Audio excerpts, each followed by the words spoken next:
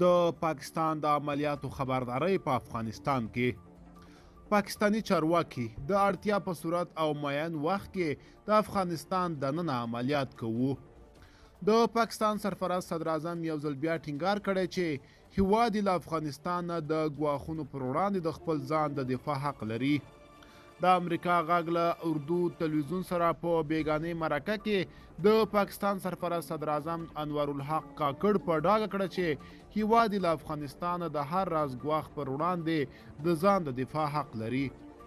کاکړ چې د پاکستان د سیاسي بحران په پای کې د سرفراز صدر اعظم پر دنده وګمارل شو، په تیرو 2 اونیو کې په وار خبرداری ورکړه چې هیواد به یې له افغانستان نه د پاکستاني طالبانو د ګواښونو پر وړاندې اقدام وکړي. هغه بیګا د دې پوښتنې په ځواب کې چې آیا پاکستان به د اړتیا په صورت کې په افغانستان کې پوځي اقدام وکړي که نه، په ځواب کې وویل پاکستان له ځانه د دفاع حق لري. موږ به د خپل هیواد او وګړو د ساتنې لپاره چې هر راز اقدام ته اړتیا وي حتما به یې وکړو. زه جزئیاتو ته نه ځم چې دا به د څه ډول عملیات وي، خو چې وخت یې راشي نو بیا به پریکړه کوو چې څه کوو او څه کولی شو.